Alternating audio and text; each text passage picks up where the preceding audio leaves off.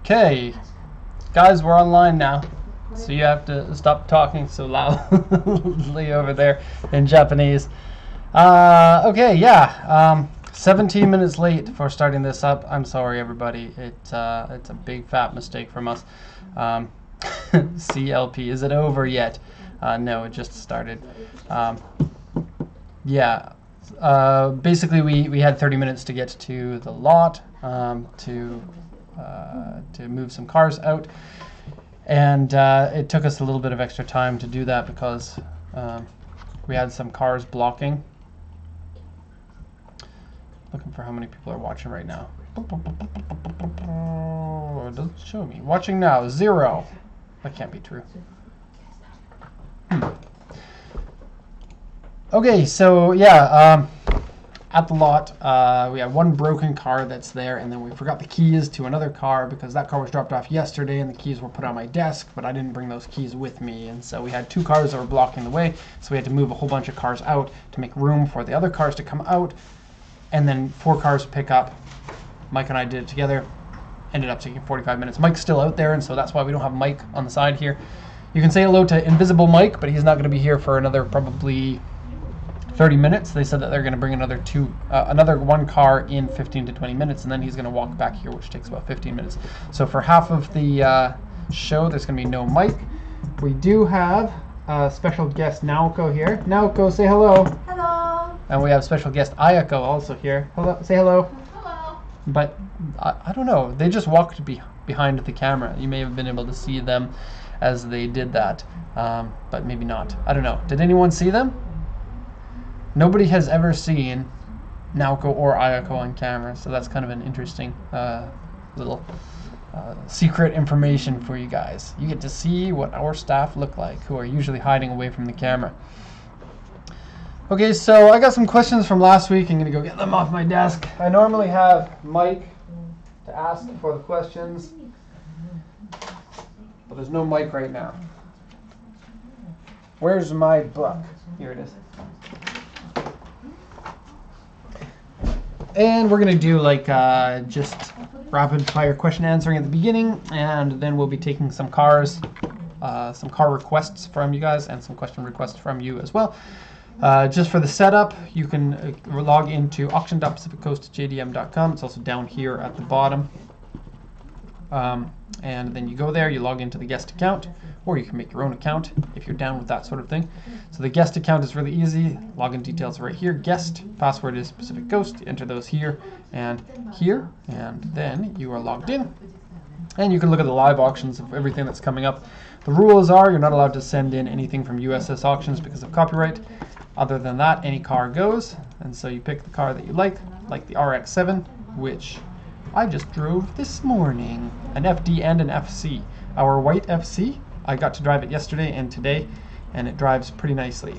So here's the list of all the cars that are coming up for auction. Look here, this is the auction house JU, Hiroshima, KMAA, MyRive.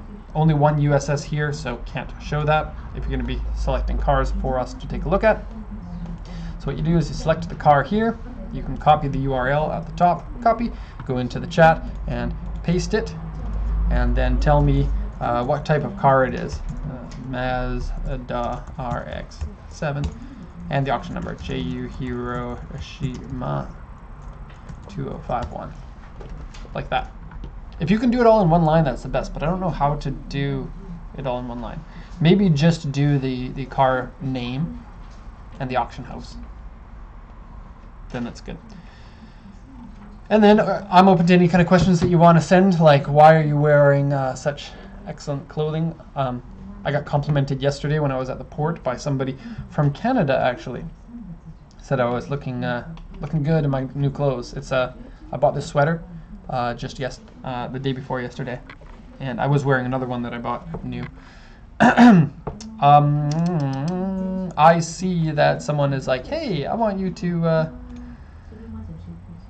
oh no, that got deleted. Ooh, interesting. Very cool chat. Yeah, feel free to chat anything that you want in the chat because we like that. And I'll go over the questions from last week. Let's have a look.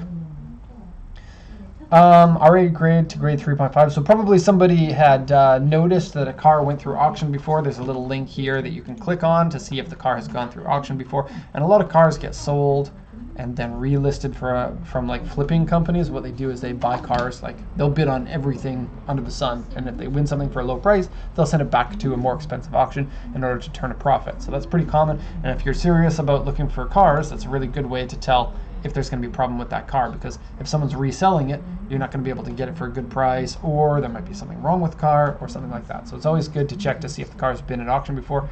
In this case, this one hasn't.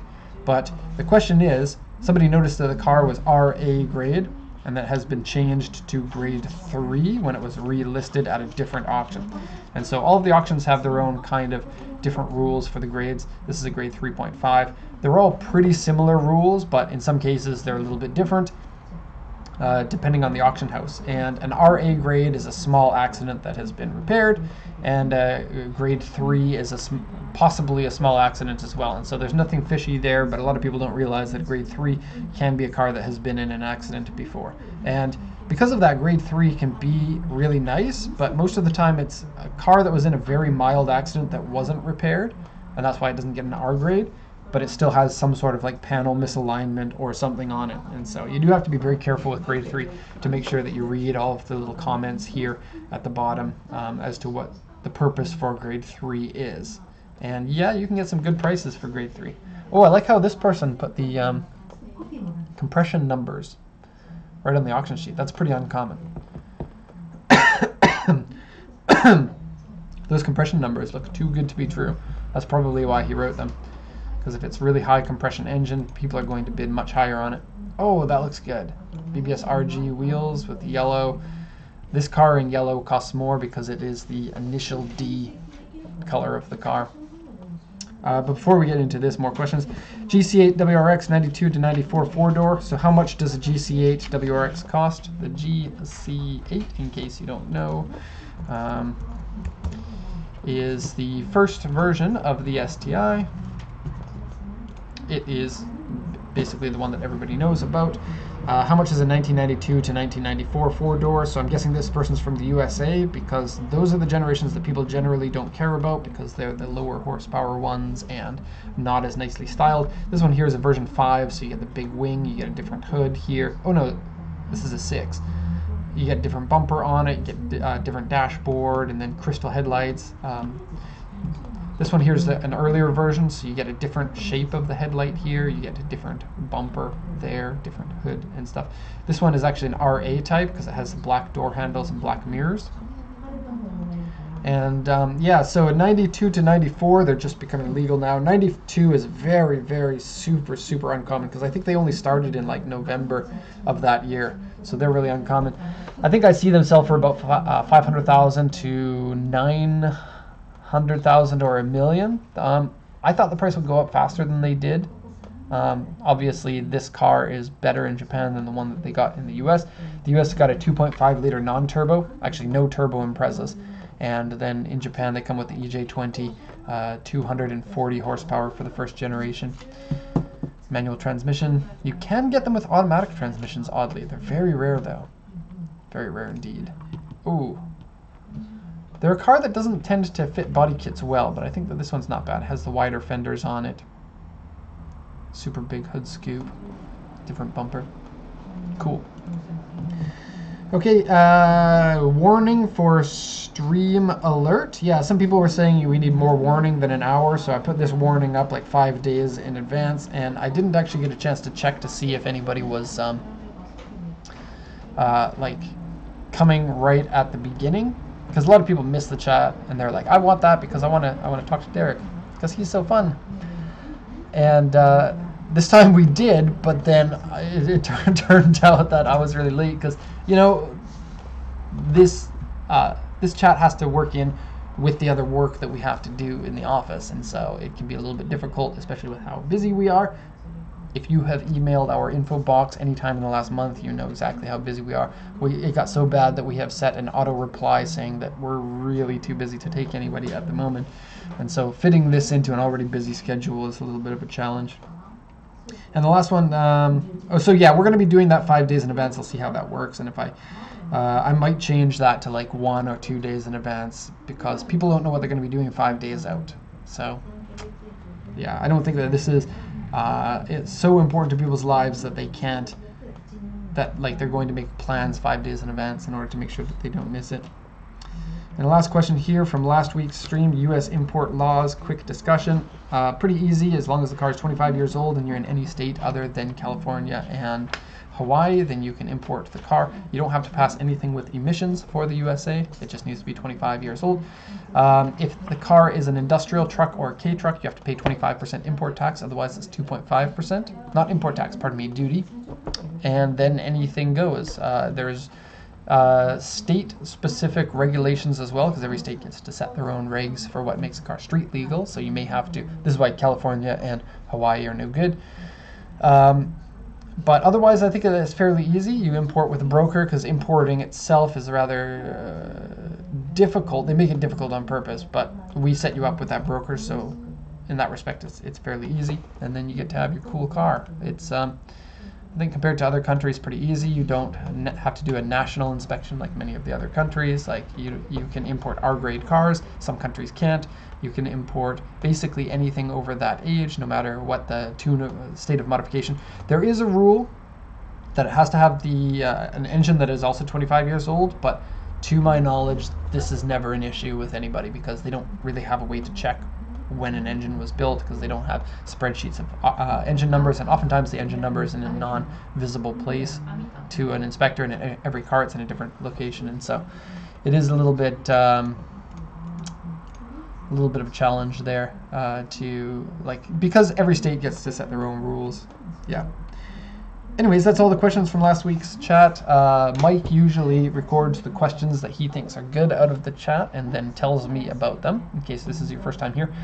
And he picks the cars that we view, but since he's not here right now, he's going to be coming here in probably about 15 or 20 minutes from now. And this is an hour-long chat. We're 15 minutes into it and 45 more minutes, and so we're going to see him a little bit at the end of the stream. But I'm going to go through these questions here, and I guess I'll just start at the top. So see what we got here. Pedro Sabino says, what's good? My breakfast is good this morning. Yogurt and granola with coffee and green tea. Bill Courtney is back. Hey, Bill. Hello, I'm here. Not live anymore. Good. Hey, Bill, all the way from New Zealand. Hey, Eli. I bet Derek forgot how to pronounce your name. I don't even know how to pronounce my own name. I call that musical of ours when we're moving back and forth. I can't even talk today. We'll see how this goes. I feel so naked not having somebody.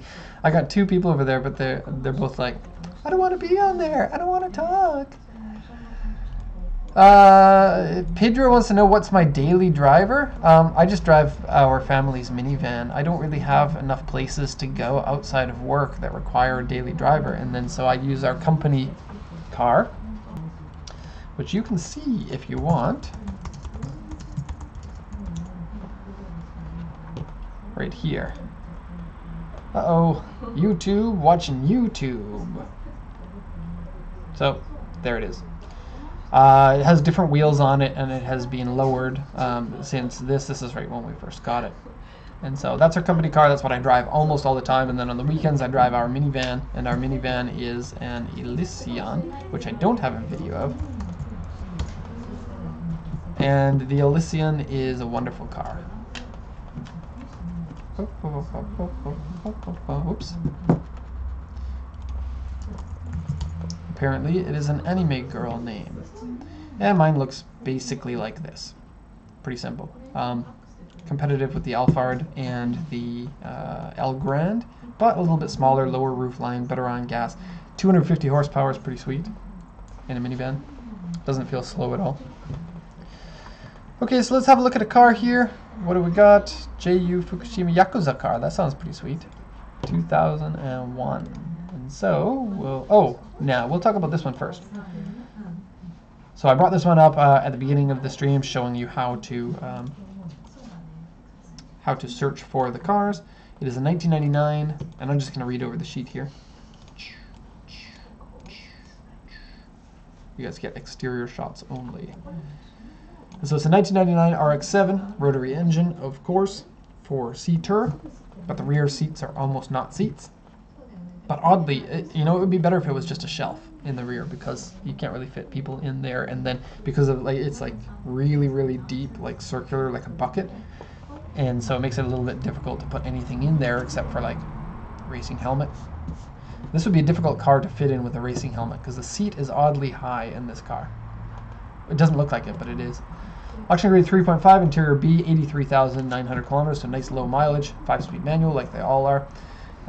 Compression check, front rotor, rear rotor. The way that they do it is a little bit weird because each rotor has 3 different separate areas in it, and so this is why you get 3 different numbers there for each one of the rotors.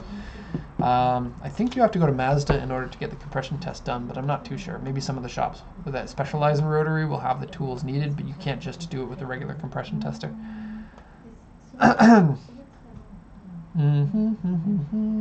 BBS wheels, some of my favorites. You usually see them on Euro cars, not so much on or this model of BBS is not so popular on Japanese cars, I find. The BBS RGs. Comes with total collection box, Navi, Xenon headlights. Comes with history paper from 2004, 2006, 2008, 2010, 2014, 2012, 2014, 2016, and you'll notice that they're all 2 years apart, and that means that they are the history papers from when the vehicle was inspected, because you have to get the car inspected every 2 years as per the Japanese registration. Windshield rock chip, interior scratched and dirty, and wear inside. The whole vehicle has been repainted in, no, color change to yellow. Oh, not cool. But it does look like it's the original Mazda yellow. That shade is pretty, I guess, easy to notice if the yellow is not the right type of yellow.